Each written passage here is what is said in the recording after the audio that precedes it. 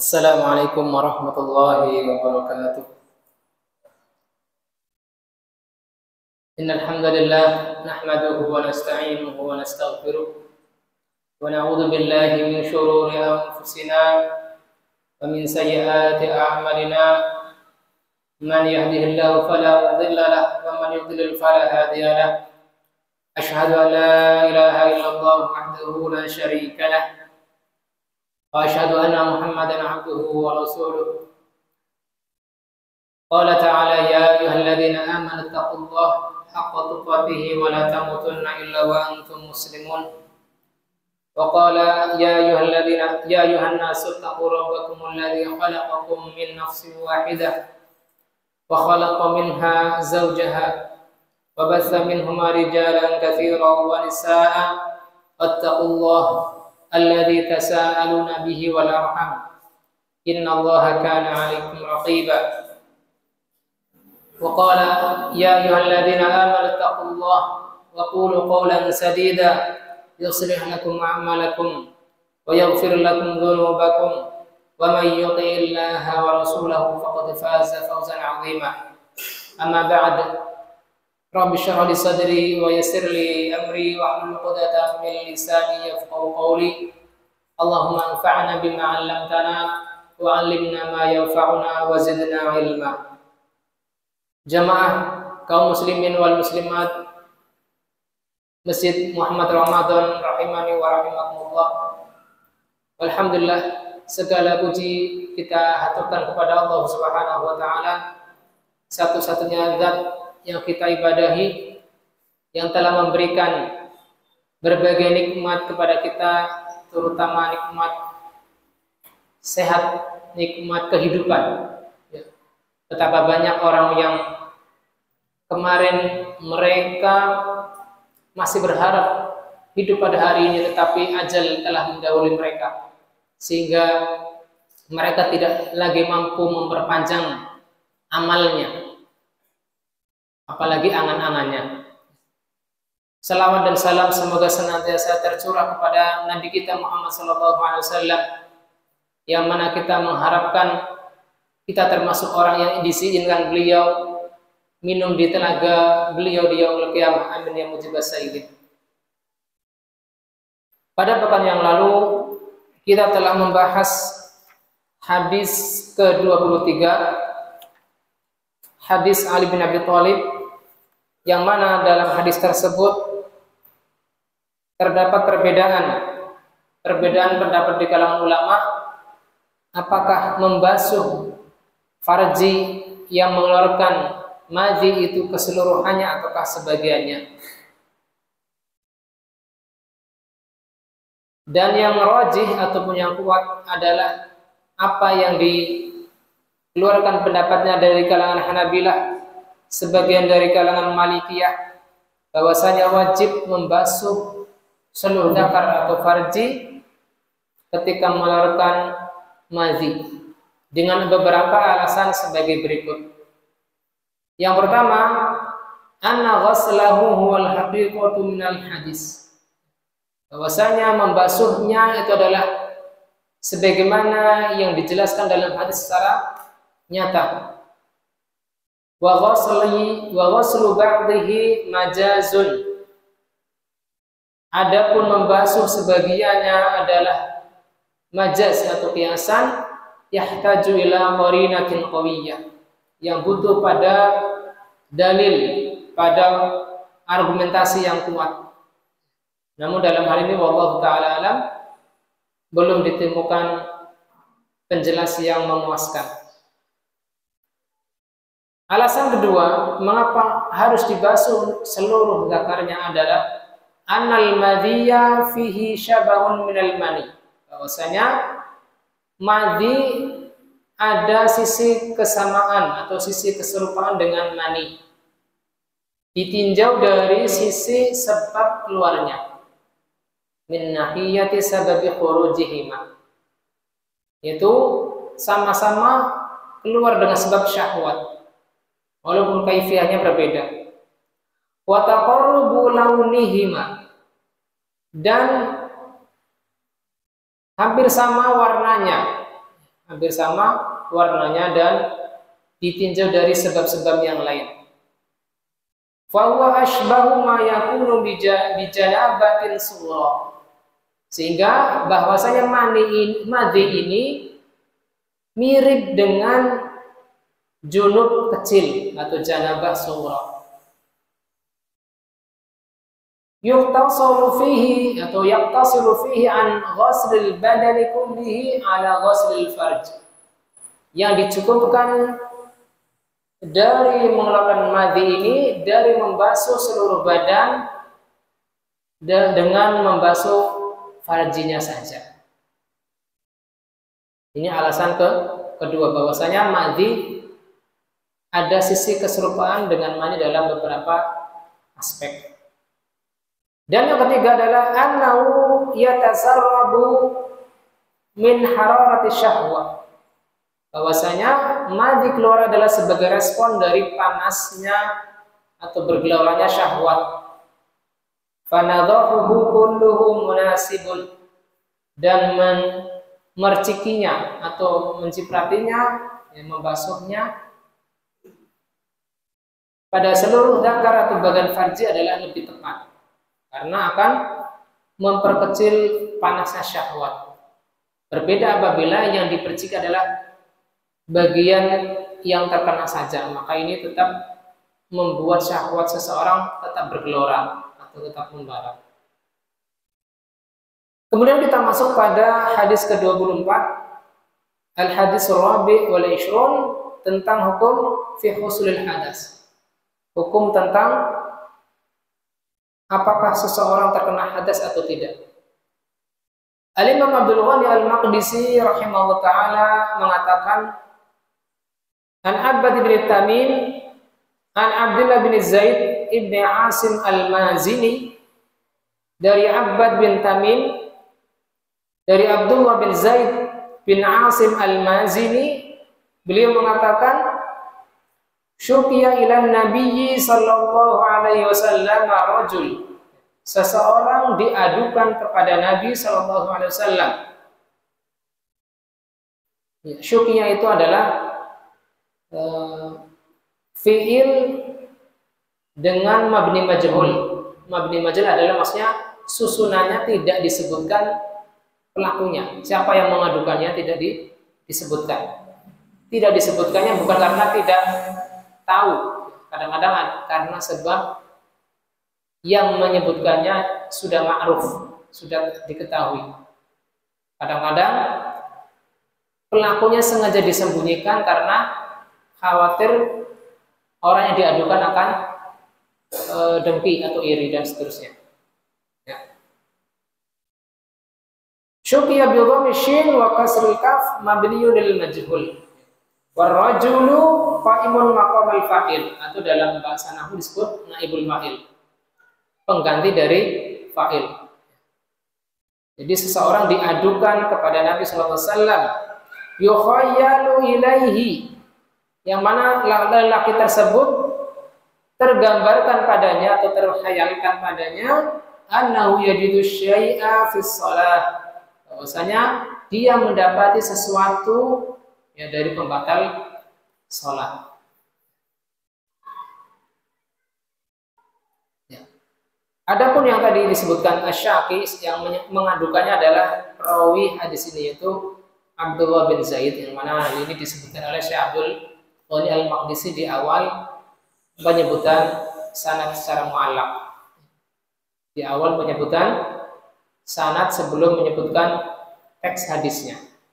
Ya. An Abbad bin Tamim, An Abdullah bin Zaid ibn Asim Al-Mazini. Jadi Abdullah bin Zaid inilah yang mengadukan kepada Nabi sallallahu alaihi wasallam. Adapun yang diadukan namanya tidak disebutkan, mubham.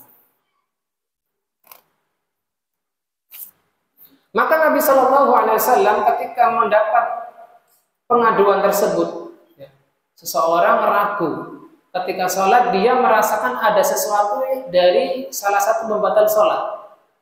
Maka kata Nabi sallallahu alaihi wasallam, la yansarif hatta yasma'u sautan aw yajida rihan.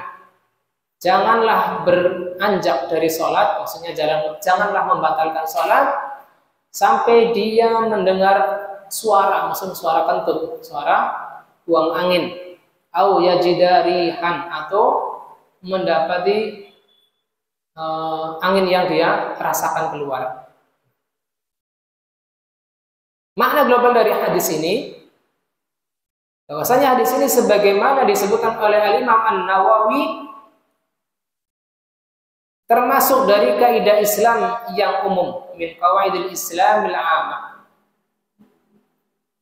dan termasuk pondasinya wa asluhul lati tubna 'alal ahkamul katsirah al-jaliyah, termasuk pondasi hukum yang terbangun di atasnya berbagai hukum yang banyak, yaitu pondasi yang terbangun dari hadis ini annal asla baqaul asya'il mutayaqqinah, bahwasanya asal dari sesuatu adalah tetap pada keyakinan. Asal atau pondasi dari sesuatu, segala sesuatu adalah tetapnya hal tersebut di atas keyakinan. Ala hukmiha fala ya'dilu anha li mujarradi syukuki wad dunun, dan tidak berubah hukumnya hanya sekedar karena keraguan dan dugaan. Misal seseorang ketika mau sholat dia yakin kalau dia sudah berwudu, lalu ketika dia sholat dia ragu-ragu apakah tadi saya saat membaca Al-Fatihah itu saya buang angin atau belum.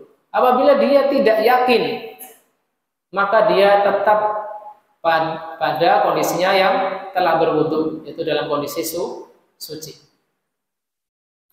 Sehingga dia tidak segera membatalkan wudunya.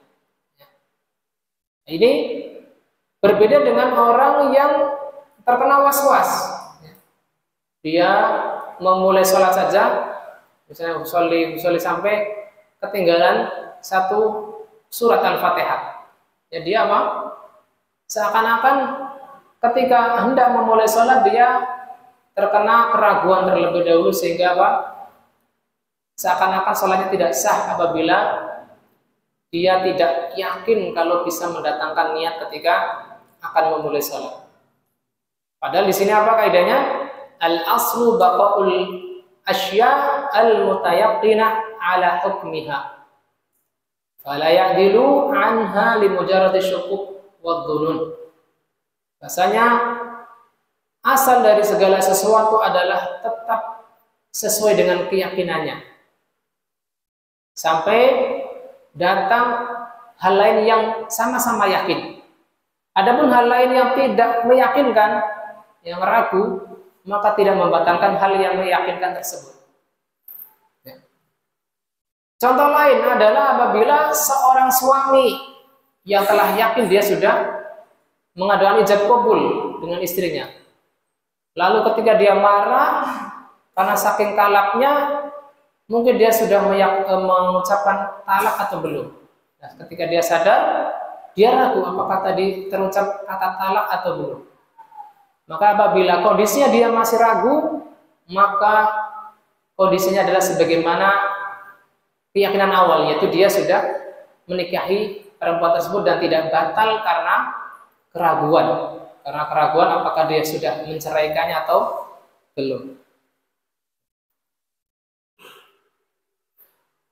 Sawa'un qawiyatu syukuki aw dha'ufat. Sama saja apakah keraguan tersebut kuat atau lemah. Madamat lam tasil ila darajatil yaqin, selama keraguan tersebut tidak sampai pada derajat keyakinan. Tapi apabila dia sudah yakin, maka keyakinan awal batal dengan sebab datangnya keyakinan yang lain. Wa amsilatu dzalika katsiratun la takhfa. Dan contoh-contohnya adalah banyak sebagaimana tidak tersamar bagi kita. Wa minha hadzal hadis, dan contohnya adalah kasus pada hadis ini, yaitu orang yang sedang sholat ragu apakah dia batal karena sebab buang angin atau belum batal. Kemudian kata Syekh Abdul berikutnya menjelaskan makna global hadis ini, fama damal insanu mutayaqqinan lit-taharati. Selama seseorang itu yakin dia telah suci, summa syakka fil hadas fal aslu baqa taharatihi. Apabila dia yakin sudah bersuci, ya sudah berwudu ataukah sudah mandi junub, lalu dia ragu apakah dia sudah berhadas atau belum, maka asalnya adalah tetapnya dia di atas taharahnya. Dan begitu pula berlaku sebaliknya. Faman tayaqqana al-hadasa wa syakka fi taharah fal aslu baqaul hadas. Siapapun yang yakin dia sudah berhadas, ya, apakah hadas kecil ataukah hadas besar, lalu dia ragu apakah dia sudah bersuci ataukah belum, maka asalnya dia tetap berhadas. Misalnya, seorang suami yakin kalau semalam sudah bergaul dengan istrinya. Ya karena saking sibuknya pagi menyiapkan perlengkapan untuk kerja, dia mandi biasa atau mungkin berwudu tanpa meniatkan untuk mandi junub. Lalu dia langsung sholat subuh. Dan setelah sholat subuh, dia baru ingat kalau dia belum meniatkan mandi junub. Dia hanya berwudu, lalu mengikuti sholat berjamaah di masjid atau mushola. Maka kondisinya adalah apa? Sholatnya batal, sholatnya belum sah. Karena apa? Karena yakinan awal bahwasanya dia sudah berhubungan suami istri dan dia ragu apakah dia sudah meniatkan mandi janabah atau belum. Maka kondisinya adalah dia mengulang kembali mandinya untuk meniatkan mengangkat hadas besarnya, dirafil hadasil akbar, lalu dia mengulangi sholat subuhnya. Begitu juga dengan orang yang misalnya yakin dia sudah kentut, lalu karena dia bercakap-cakap dengan temannya, lalu tahu-tahu dia ikut sholat zuhur misalnya. Pas di tengah sholat dia ragu, tadi saya sudah wudhu atau belum. Pas dilihat-lihat tangannya kok kering gitu, nggak ada bekas air wudhunya. Ini saya sudah sudah wudhu atau belum? Ya sebaiknya dibatalkan karena sudah yakin kalau sebelum masuk masjid dia sudah tentu di kelas misalnya. Ini bagi teman-teman yang SMP atau SD. Karena dia tidak memiliki qarinah. Melihat tangannya nggak basah, kakinya juga tidak ada bekas air wudhu, berarti mungkin belum wudhu. Sebaiknya meninggalkan sholat karena dia masih ragu apakah sudah bersuci atau belum.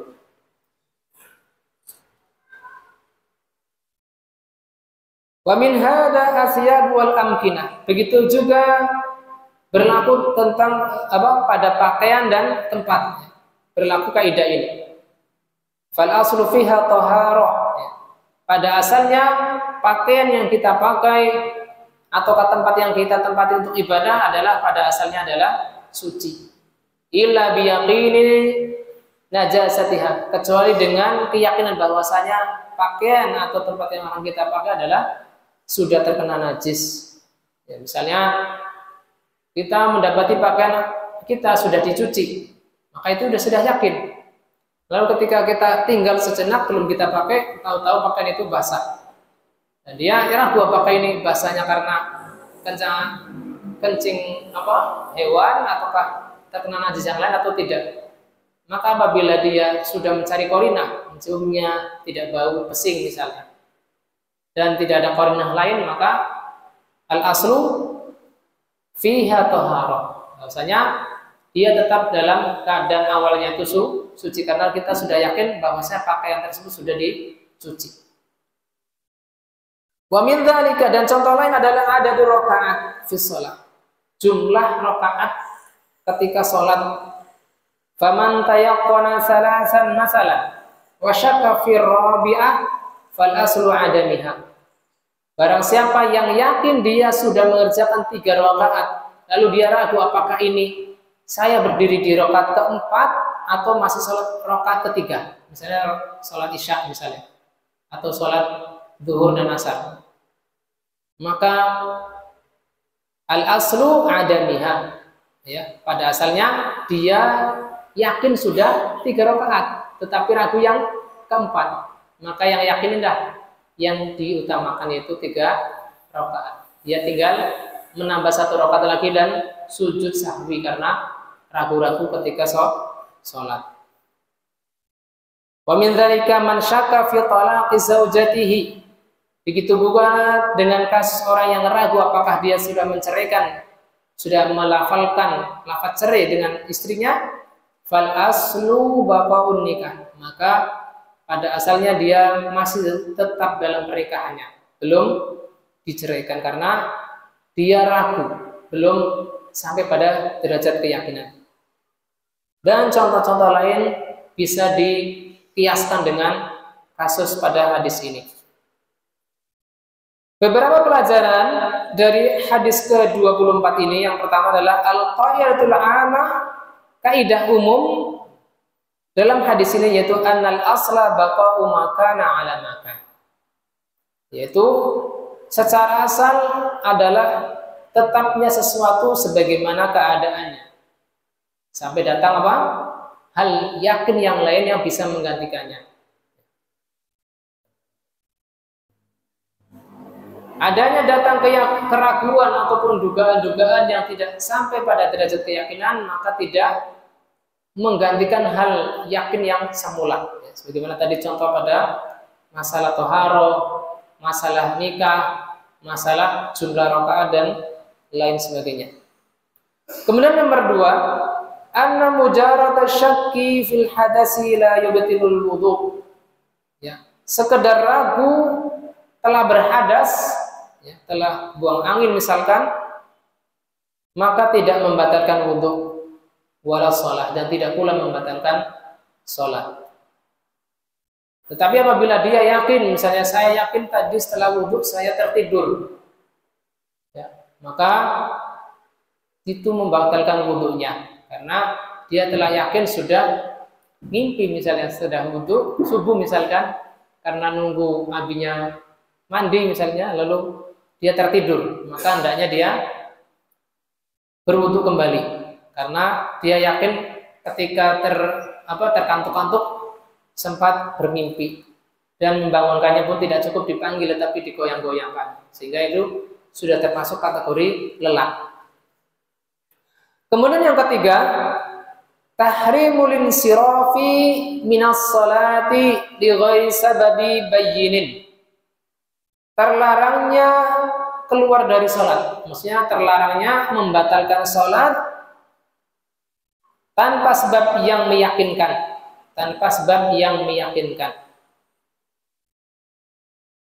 sehingga hendaknya hal ini, ya terutama pada hadis ini, menjadikan kita tidak mengikuti keraguan-raguan dalam sholat.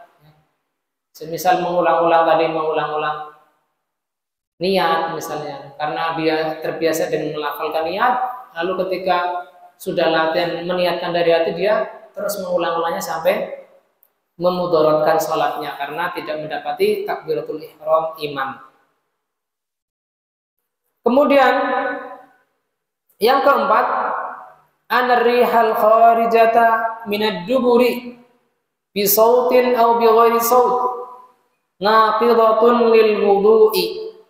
Bahwasanya angin yang keluar dari dubur, dari arah belakang, baik dengan suara ataukah tanpa suara, hanya anginnya saja, itu pembatal wudhu, adalah pembatal wudhu.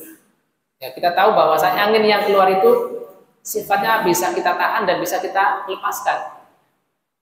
Berbeda halnya dengan air yang keluar dari kubul, ya, terutama dari kalangan ibu-ibu, yang mana hal ini kadang saya pernah tanyakan ke istri, tidak bisa ditahan, keluar begitu saja ketika ruku ke dari posisi berdiri ke ruku ataukah dari posisi i'tidal ke sujud. Maka dalam hal ini pernah saya tanyakan beberapa ustadz dan masyayikh, mereka berbeda pendapat, ya. Kalau Syekh Labib mengatakan membatalkan wudu, tapi saya cenderung pada jawaban ustadz yang lain, yaitu diantara Ustadz Nur Ihsan Silviantoro hafizallahu taala, bahwasanya itu bukan pembatal wudu. Karena apa? Angin yang keluar dari kubul itu tidak bisa ditahan. Berbeda sifatnya dengan rih al-kharijah minad dubur. Angin yang keluar dari bagian belakang. Sifatnya bisa kita tahan atau tidak kita tahan, yaitu kita lepaskan.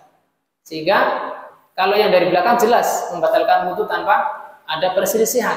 Tapi kalau dari depan, misalkan ibu-ibu habis melahirkan itu sifatnya tidak bisa ditahan. Sehingga kalau seseorang berpendapat itu membatalkan wudu, maka akan menjadi masyaqqah, akan menyusahkan dia. Lagi misalnya habis tasyahud awal, ketika mau berdiri bunyi lagi, batal lagi. Wudu lagi. Salat seperti itu batal terus kan? Maka akan menyusahkannya. Sehingga saya lebih condong pada pendapat bahwasanya angin yang keluar dari kubul ya, atau farji seorang perempuan, bila tidak mampu dia tahan, maka itu bukan termasuk kategori angin yang bisa membatalkan wudu. Wallahu taala alam. Ini faidah keempat.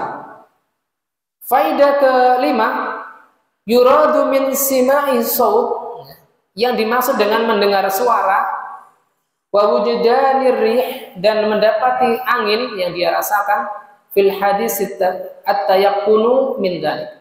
Maksudnya adalah dia mendengar suara atau merasakan angin itu dengan yakin. Falau kana la yasma'u wa la yashum. Seandainya dia tidak mendengarkan suara angin atau tidak mencium aromanya, wa tayaqqana bi ghairi hadaini tariqaini in taqadha wudu'uhum. Ya, tetapi dia yakin bahwasanya dia sudah buang angin walaupun dia tidak menciumnya ketika sholat ya, karena bajunya cukup rapat sehingga angin yang keluar tidak melewati hidungnya, ataukah karena memang tidak bersuara. Selama dia yakin ya, maka tetap membatalkan wudu. Yang jadi persoalan di sini, tidaklah wudunya batal, tidak pula sholatnya batal apabila dia ragu. Misalnya kebluduk gitu kan. Dia masih ragu apakah ada yang keluar atau belum, maka dia tetap dalam sholatnya. Tetapi apabila dia yakin sudah buang angin, maka wudu dan sholatnya batal. Ini hadis ke-24. Kemudian kita masuk pada hadis ke-25. Ya, saya mendapati dari Maktabah Syamilah, mungkin beda cetakan, diberi judul dalam hadis ke-25 ini, hukmu baulis sabi was sabiyah. Itu hukum air kencing bagi laki-laki dan bagi perempuan. Al-Imam Abdul Ghani Al-Maqdisi rahimahullah ta'ala beliau berkata, an Ummi Qaisin binti Mihsan Al-Asadiyah, dari Ummu Qais binti Mihsan Al-Asadi, ya, beliau termasuk dari muhajiratul awal, termasuk orang-orang yang hijrah dari Mekah ke Madinah dari rombongan awal. Nama beliau tidak begitu terkenal, tetapi saya mendapatinya, yaitu yang disebutkan oleh Abdul Qasim Al-Jauhari dalam Musnadul Muwatta, bahwasanya Ummu Qais binti Mihsan ini adalah nama beliau Aminah. Nama beliau Aminah, tapi tidak seterkenal para sahabiah yang lain. Dan Ummu Qais ini adalah saudaranya Uqasyah ibni Mihsan. Uqasyah ibni Mihsan, yang mana sahabat Uqasyah ini adalah salah satu sahabat yang minta didoakan oleh Nabi Shallallahu Alaihi Wasallam secara langsung masuk surga tanpa adab, tanpa hisab. Lalu ada orang lain yang minta didoakan serupa oleh Nabi Shallallahu Alaihi Wasallam, maka Nabi Shallallahu Alaihi Wasallam sabaqaka bika Uqasyah, engkau telah didahului oleh Uqasyah. Sehingga ya, orang tersebut tidak seberuntung Uqasyah, karena Uqasyah bersegera minta didoakan Nabi agar beliau termasuk orang yang masuk surga tanpa hisab dan tanpa adab. Maka terkandung pelajaran dari hadis Uqasyah bin Mihsan ini adalah agar kita bersegera berbuat baik. Kata Nabi Sallallahu Alaihi Wasallam, badiru bil a'mal satakunu fitanan ka qita'il lail al mudlim. Ya, bersegeralah beramal karena akan datang fitnah silih berganti semisal potongan malam yang gelap. Yusbihu ar-rajulu mu'minan wa yumsi kafiran wa yumsi mu'minan wa yusbihu kafiran. Naudzubillahi min dzalik. Ya. Karena datangnya fitnah itu silih berganti sampai seseorang tidak mudah mengenali kebenaran. Semisal apa? Potongan malam yang gelap. Dengan gelap gulitanya suasana malam, maka seseorang tidak mudah mengenali apakah yang dia pegang itu kayu ataukah ular. Begitu pula ketika kita beramal, ketika kita hidup. Ketika kita belum datang fitnah, segeralah beramal. Karena apa?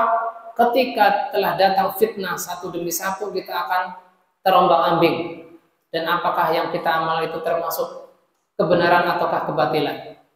Maka apabila kita kenali sebuah kebenaran dan kita tidak ada keraguan di dalamnya bahwa itu adalah kebenaran, maka segera amalkan sebelum datangnya kerancuan demi kerancuan dan hawa nafsu yang mendatangi kita.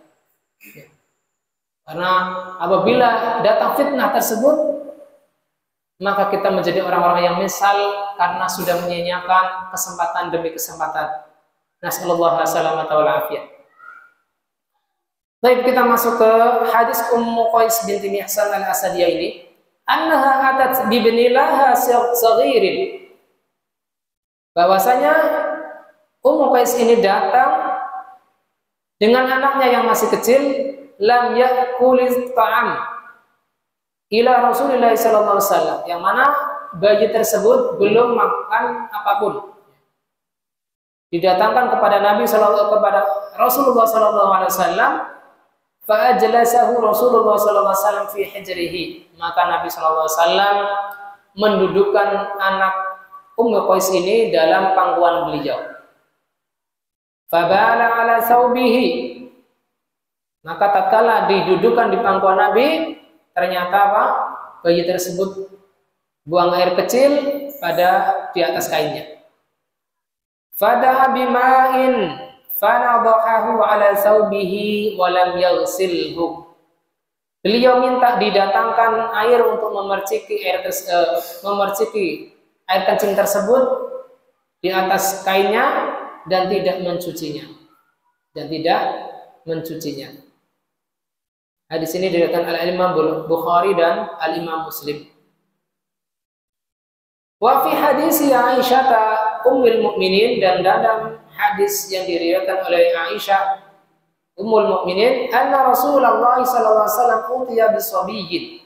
Bahwasanya Rasulullah sallallahu alaihi wasallam didatangkan kepada beliau bayi, fabala ala thawbihi.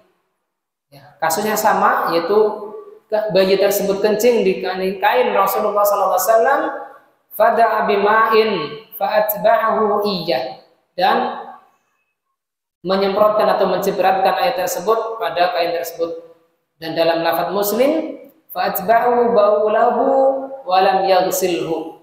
Ya, hanya mencipratkan atau memercikinya dan tanpa mencucinya.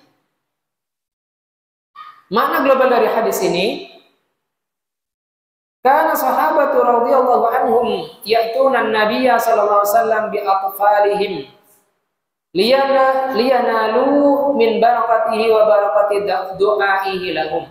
Bahwasanya menjadi kebiasaan sahabat radhiyallahu anhum, mereka mendatangi Nabi sallallahu alaihi wasallam dengan anak-anak kecil mereka agar memperoleh keberkahan dari Nabi sallallahu alaihi wasallam dan keberkahan doa beliau terhadap mereka, agar mendapatkan keberkahan doa Nabi untuk kebaikan anak-anak mereka.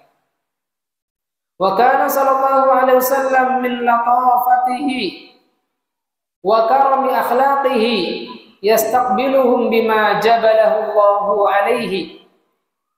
Dan termasuk dari kelembutan Nabi dan kemuliaan akhlaknya, Nabi biasa menerima atau menyambut mereka dengan apa yang Allah tetapkan terhadap Nabi sallallahu alaihi wasallam minal bashari was samah, dengan apa yang Allah tetapkan pada akhlak beliau berupa kemuliaan dan kelembutan. Famin rahmatihi ajlasahu fi hijril karim, dan di antara kasih sayang Nabi, beliau biasa mendudukkan anak yang dihadirkan kepada beliau di pangkuan beliau. Fabala sabiyyu ala saubin Nabi sallallahu alaihi wasallam, dan salah satu yang di antara kasusnya adalah anak kecil tersebut atau bayi tersebut kencing pada kainnya yang mengenai kain Nabi sallallahu alaihi wasallam. Fatalaba ma'an, lalu Nabi sallallahu alaihi wasallam meminta air, farasha makanal bauli min thawbihi rasyan, lalu beliau memerciki tempat terkena air kencing tersebut dari baju beliau, walam yaghsilhu waslan, dan tidak mencucinya. Baik, karena sudah terdengar isyarat masuknya waktu Isya, kita teruskan setelah adzan biidznillah taala. Wa sallallahu ala nabiyyina Muhammadin wa ala alihi wa sahbihi wa sallam. Wa akhiru da'wana alhamdulillahi rabbil alamin.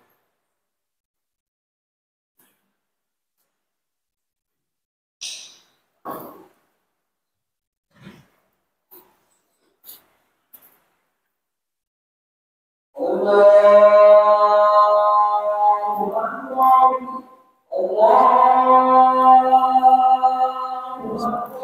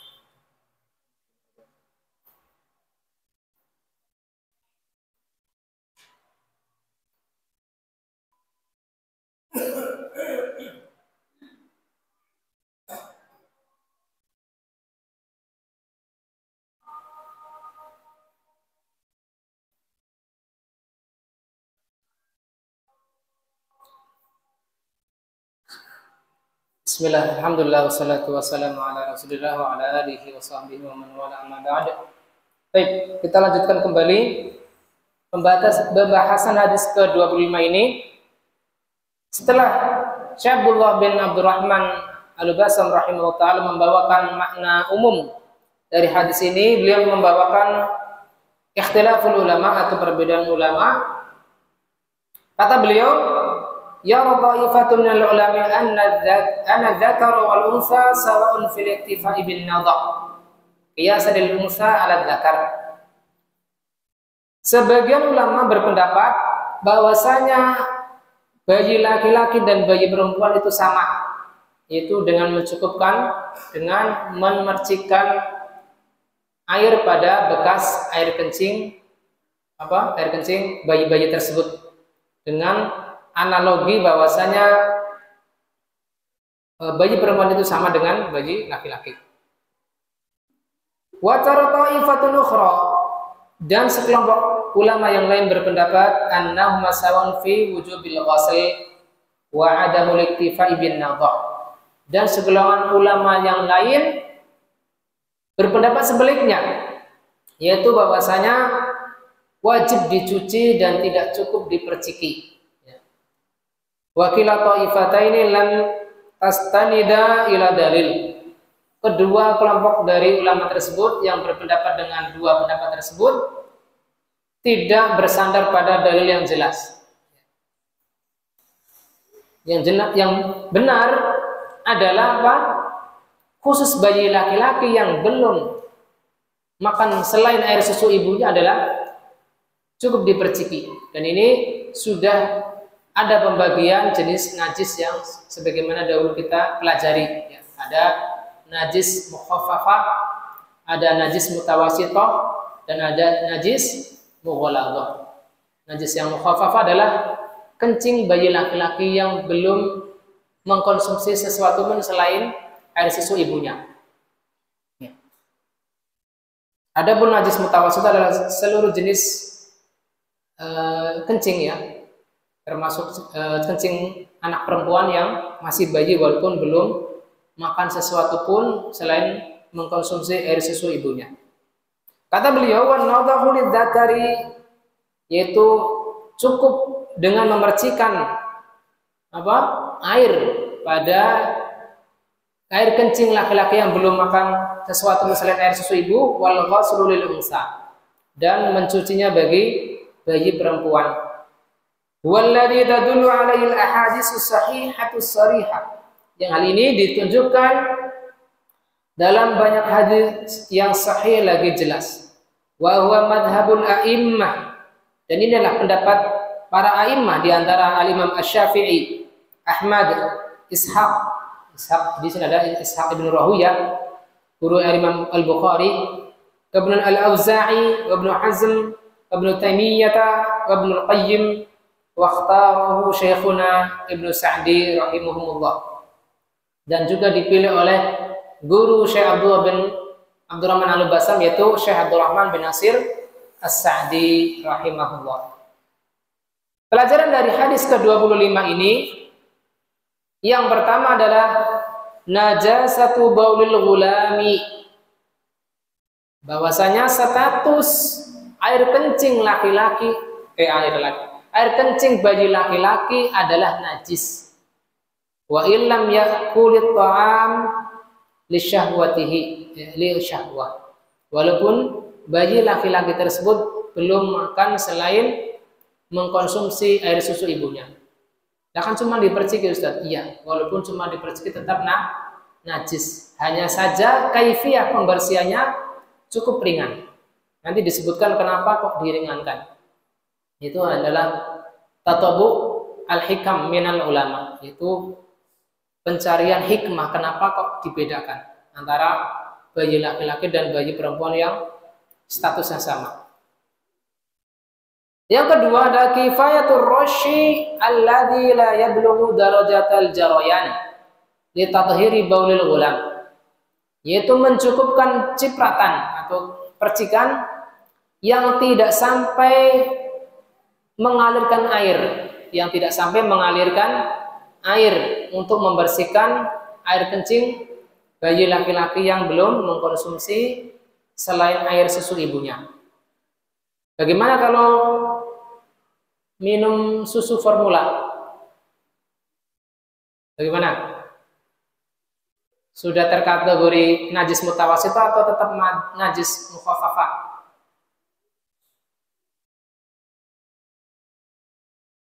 najis mutawasito.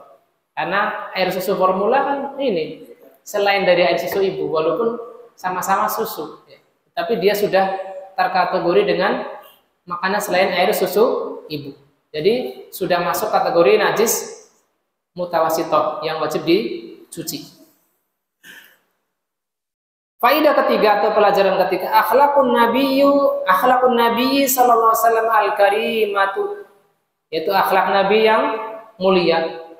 Wa tawadhu'uhu al-jam, dan kerendah hatian beliau yang sangat banyak. Yang dalam hal ini beliau tidak sungkan mendudukan bayi yang dihadirkan kepada beliau, ya, walaupun beliau seorang pemimpin kaum muslimin saat itu, tidak segan. Dan hendaknya ini diteladani oleh kita apabila kita menjadi pemimpin.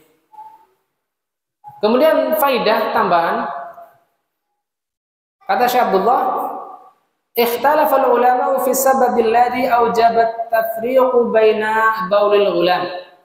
Ulama berbeda pendapat terhadap sebab yang menjadikan adanya tafriq, pembedaan yang berkonsekuensi pada pembedaan antara baulil ghulami wa baulil jariyah, antara air kencing bayi laki-laki dan air kencing bayi perempuan. Wa talammasa kullun minhum hikmatan, dan masing-masing dari mereka mencari hikmah, ya, berusaha memperoleh hikmah fi nadharihi, ya, pada pandangan mereka masing-masing, al-fariqatal munasibah, yaitu perbedaan yang tepat yang menjadikan sebab mengapa dibedakan antara air kencing perempuan dan air kencing bayi laki-laki.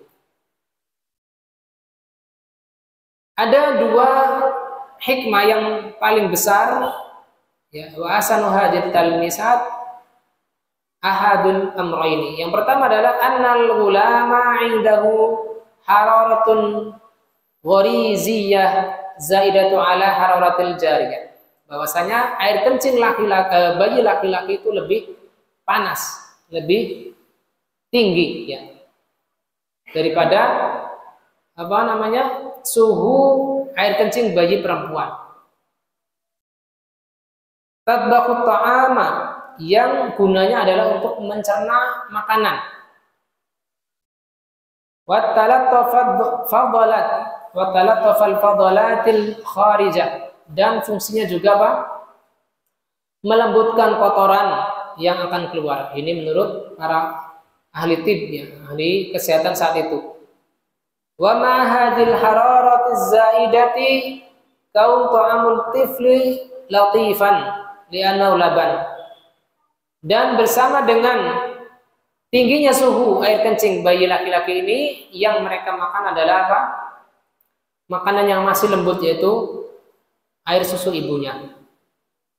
Wal jariyatu laisa ladaiha al hararatul mulattifah. Adapun bayi perempuan tidak memiliki suhu lebih tinggi dari bayi laki-laki. Dan ini dikuatkan dengan taqyid nadhahun najasah bi adami akli ta'am. Dikuatkan dengan cukup memercikkan najis pada bayi laki-laki ketika dia tidak makan selain air susu ibunya. Ini alasan pertama. Wasani annal ghulama adatun arghabu ilan nasi minal jariyah. Bayi laki-laki umumnya lebih disukai dari bayi perempuan. Ya, ini relatif, ya, relatif.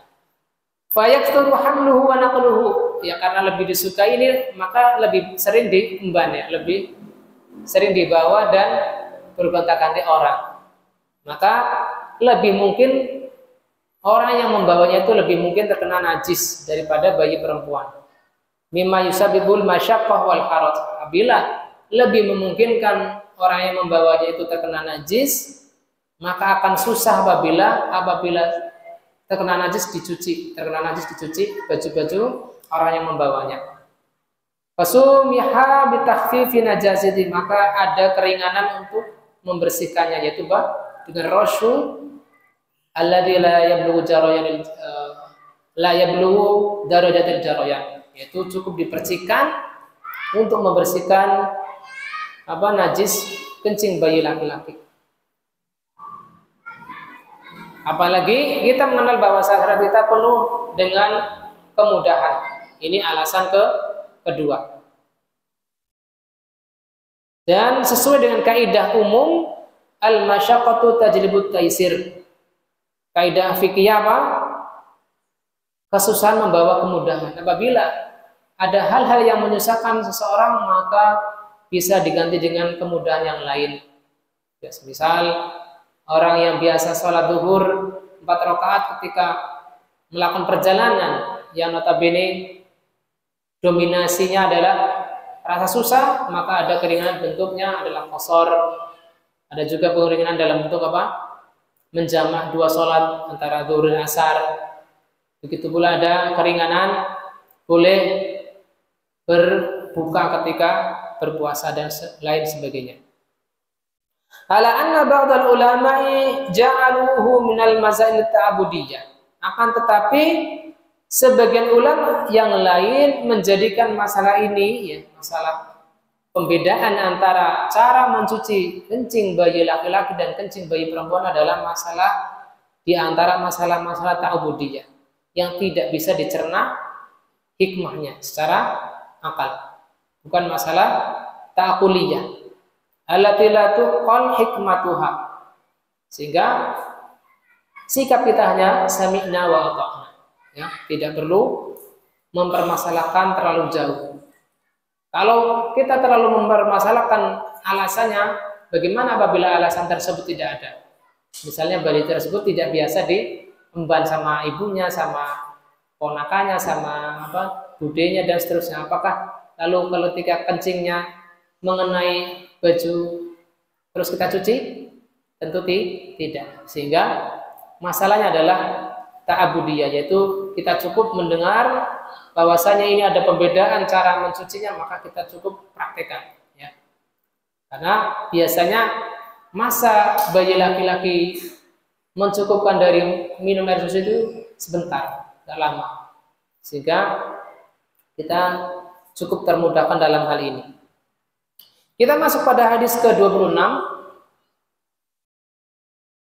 Al-Imam Abdul Ghani Al-Maqdisi rahimahullah ta'ala mengatakan, an Anas bin Malik radhiyallahu anhu, dari Anas bin Malik semoga Allah meridhoinya, qala ja'a rabiyyun fabala fi ta'ifatil masjid.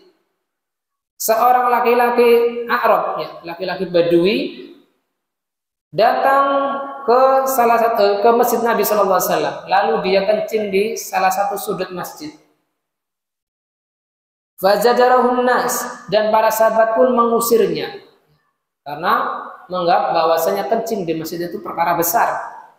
Fanahahumun Nabi sallallahu alaihi wasallam, tetapi justru Nabi sallallahu alaihi wasallam menahan atau melarang para sahabat ini yang berusaha mengusir Badui tersebut ketika kencing.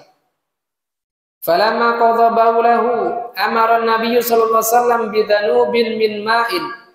Maka tatkala Arab Badui tersebut selesai dari kencingnya, Nabi sallallahu alaihi wasallam menyuruh untuk membawakan seember air. Fa uhriqa alaihi, lalu air tersebut ditumpahkan di atas bekas air kencing Arab Badui tersebut.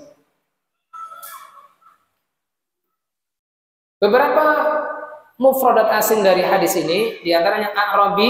A'rabi adalah nisbatu ilal A'rab, wahum sukanul badiyah. A'rabi adalah mereka penghuni padang pasir yang terpelosok. Ya. Ibaratnya kita kalau di sini adalah tempat-tempat yang sangat terpencil, yang terisolasi dengan perkotaan. Tidak ada listrik mungkin, kemudian fasilitas pendidikannya masih rendah dan seterusnya. Kalau di Pemalang ada nggak, Pak? Tanahnya seperti ini? Ada. Kalau di Jember ada, dulu saya pernah di daerah Bandi Alit. Jadi pedesaan di pesisir pantai tersebut itu terisolasi karena ada hutan yang jalannya itu tidak sehalus di daerah seperti ini, sehingga listrik tidak masuk, kemudian penerangannya pakai tenaga surya dan lain sebagainya. Tapi saya rasa di situ ada SD-nya ya, sehingga dalam masalah pendidikan tidak sampai tertinggal dari desa-desa yang sudah maju. Fi ta'afiyatil masjid, ta'ifah di sini maknanya adalah nahiyatul masjid, yaitu dari salah satu sisi masjid, bukan sekelompok masjid, bukan, tetapi ta'ifah di sini maknanya adalah nahiyah atau janibah, dari salah satu sisi masjid. Fajarahu nasu ay naharuhu. Naharu maknanya mengusirnya. Bidanubin min ma, danub bukan bidunub, kalau dunub itu maknanya dosa. Dengan memfathahkan dalnya. Maknanya al-dalwul ma'u ma'an, yaitu ember yang berisi dengan air. Wala tusamma danuban illa idza kana fiha ma. Dan dalwun atau ember tidak disebut dengan danub kecuali apabila di dalamnya terisi air. Kemudian fa'uriqa alaihi, maknanya jelas, yaitu apa? Disiramkan atau diguyurkan. Mana umum dari hadis ini? Min adatil a'rabil al-jafa wal jahl. Di antara kebiasaan orang Arab Badui adalah sikap kaku dan bodohnya mereka. Sebagaimana dalam kasus yang lain ketika ada salah seorang Arab Badui meminta harta kepada Nabi dengan menarik selendang Nabi sehingga meninggalkan bekas di leher Nabi Sallallahu Alaihi Wasallam. Tapi karena memang Rasulullah Sallallahu Alaihi Wasallam tahu bahwasanya itu bukan maksud mencelakai Nabi, maka beliau pun tetap berlaku lembut kepada Arab Badui tersebut. Libudihim anta'allumi ma anzalallahu ala rasulihi, karena jauhnya jarak mereka dari tempat pengajaran Nabi Sallallahu Alaihi Wasallam, yang mana tempat taklim Nabi adalah mengajarkan apa yang Allah turunkan kepada Rasulnya, baik berupa ayat-ayat Al-Quran maupun hadis-hadis Nabawi. Fa bainama kana Nabi Sallallahu Alaihi Wasallam fi ashabihi fil Masjid Nabawi, tatkala Nabi bersama para sahabatnya di masjid beliau, idz jaa a'rabiyyun, tiba-tiba datang Arab Badui wabala fi ahadi jawalibil masjid. Lalu Arab Badui tersebut setelah datang kencing di salah satu sisi masjid atau sudut masjid. Dhannan minhu annahu kal falah, dengan sangkaan bahwasanya tanah masjid yang saat itu masih berpasir, ya belum dikeramik seperti sekarang ini, adalah seperti tanah biasa, seperti ladang ya, yang bisa dikencingi di manapun ya, terutama orang-orang yang tidak berpendidikan biasanya apa? Kurang rasa malunya, walaupun ada orang lain di sekitar situ, dia tetap kencing ketika sudah punya hajat ingin buang air. Fa'adhuma fi'luhu ala sahabati li'azami hurmatil masajid. Dan perbuatan Arab Badui tersebut dianggap besar oleh para sahabat karena kemuliaan masjid. Fanaharuhu fi asna'i baulihi, dan mereka pun para sahabat berusaha mengeluarkan Arab Badui tersebut dari masjid ketika dia sedang kencing. Walakin sahibul khuluqil karim, akan tetapi Nabi sallallahu alaihi wasallam selaku pemilik akhlak yang mulia, alladzi ba'atsa bit-tabsyiri wa taisir, alladzi bu'itsa bit-tabsyir wa taisir, yang mana beliau diutus untuk memudahkan dan memberi kabar gembira. Walamma ya'lamuhu min hal a'rab nahahum an zajrihi. Tatkala beliau tahu keadaan Arab Badui tersebut masih belum selesai dari kencingnya, maka Nabi justru melarang para sahabat untuk mengusir mereka, mengusir Arab Badui tersebut. Li'alla yulawisa baq'an kasiratan al masjid, karena akan menyebabkan air kencing yang belum selesai itu akan tercecer. Bagaimana orang belum selesai disuruh pindah? Sebagaimana orang yang sedang minum disuruh bergantian misalnya, ya anak-anak kecil seperti itu, ya tentunya akan tercecer airnya. Wali alla yusibuhu ad-darar bi qati baulihi alaihi, dan juga agar tidak membuat Arab Badui tersebut terkena sakit ya ketika menahan air kencing yang belum selesai dia keluarkan. Waliyakun ada'a liqabulin nasihah, dan ketika Nabi SAW membiarkan Arab Badui tersebut, maka ketika Nabi SAW memberi nasihat lebih mudah diterima daripada ketika beliau sepakat dengan perbuatan para sahabat saat itu. Wa amarahum an yutahhiru makana baulihi. Nah, tatkala Arab Badui tersebut selesai dari menyelesaikan hajatnya, maka Nabi pun memerintahkan agar didatangkan air untuk membersihkan tempat yang dikencingi. Bisabbi dalwin min ma'in alaihi, dengan mengguyurkan seember air di atasnya. Beberapa pelajaran dari hadis ini, insya Allah kita cukupkan dengan hadis yang ke-26 ini. Yang pertama adalah annal baula 'alal ardi yutahharu bi ghamrihi bil ma. Apabila ada air yang mengenai tanah, maka cara membersihkannya adalah dengan diguyurkan. Wala yushtaratu naqlut turab minal makani ba'da dzalika wala qabla. Dan tidak disyaratkan harus mencongkel ataupun mencangkul bekas tanah tersebut ke tempat lain. Tidak harus seperti itu. Cukup diguyurkan sehingga rebes bersama air yang diguyurkan. Ini yang pertama. Adapun apabila kondisinya adalah seperti di keramik, maka ini jelas berbeda cara pembersihannya. Itu pertama adalah dengan dilap terlebih dahulu sampai kering, lalu baru diberi air, lalu dilap kembali, ya, sehingga hilanglah ainun najasah, sisa air kencing yang mungkin ada bau pesingnya dan lain sebagainya, hilang karena sebab tersebut. Jadi tidak langsung diguyurkan air di atas keramik, ya, dilap dulu sampai kering baru dibilas dengan mengguyurkan sedikit air di atasnya sehingga bekasnya tercampur dengan air, lalu dilap kembali sehingga kering. Apabila masih ada bau pesing, maka kita ulangi sampai kita pastikan tidak ada aroma air kencing yang ada di atas keramik tersebut. Kemudian yang kedua, ihtiramul masajid wa tathiruha, yaitu kemuliaan masjid-masjid dan kebersihannya, sehingga kita tidak mengotorinya dengan hal-hal yang tidak layak.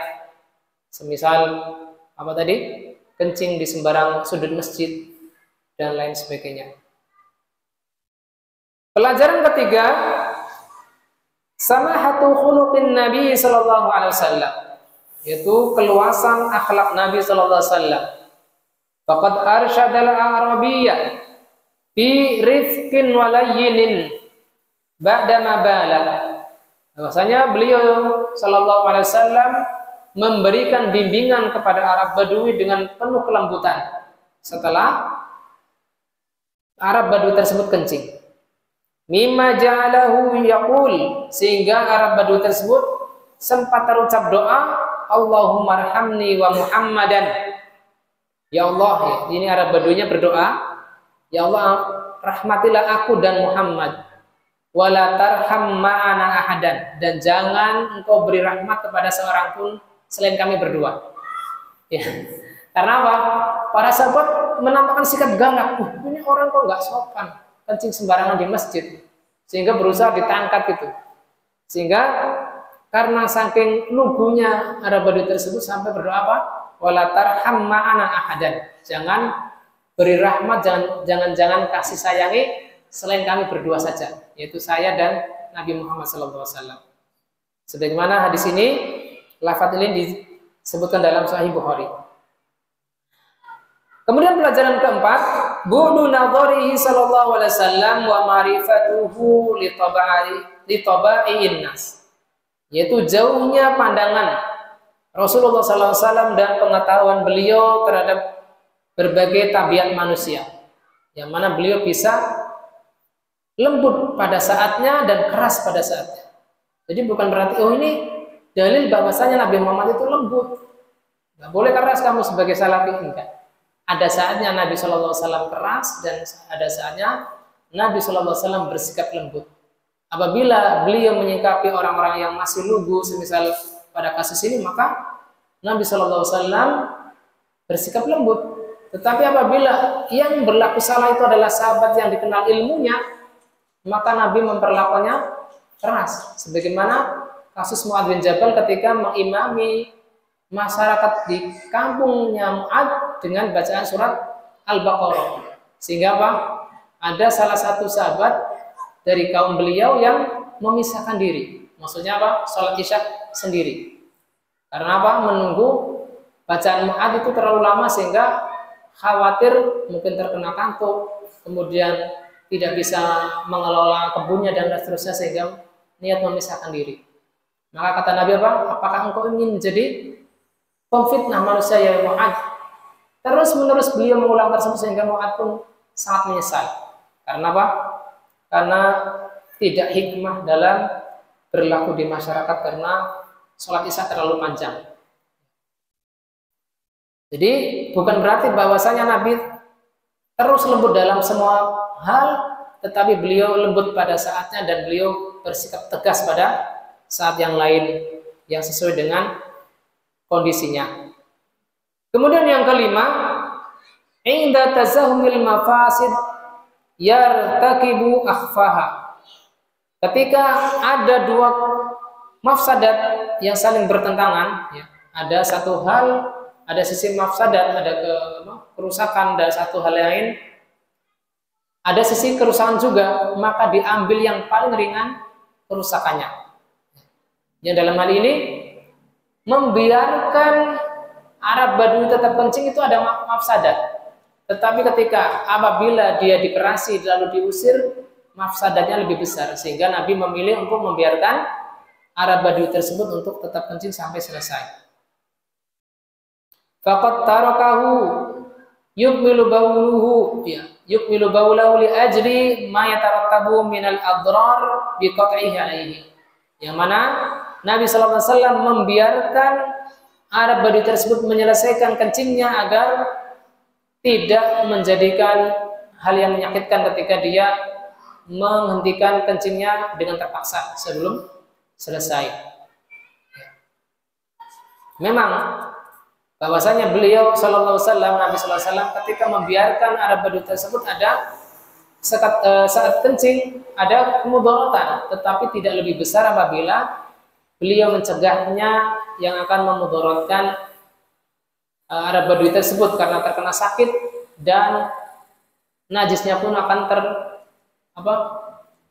kemana-mana, ya, tidak dalam satu lokasi yang sama, dan itu lebih susah untuk membersihkannya.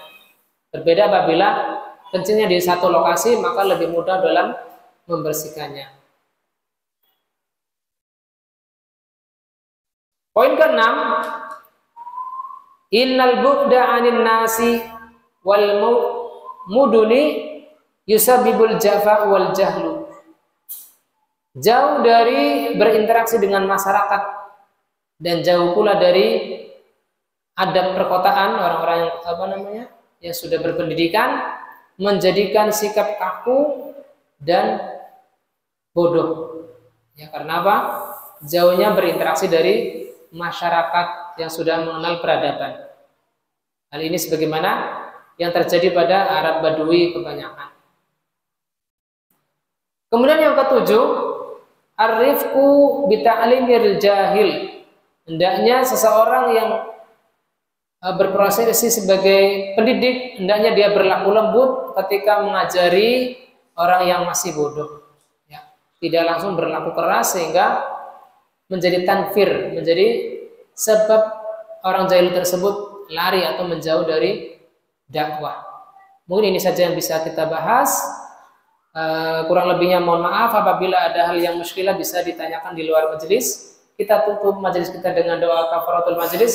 Subhanakallahumma wa bihamdik asyhadu an la ilaha illa anta astaghfiruka wa atubu ilaik. Wa akhiru da'wana alhamdulillahi rabbil alamin. Wassalamualaikum warahmatullahi wabarakatuh.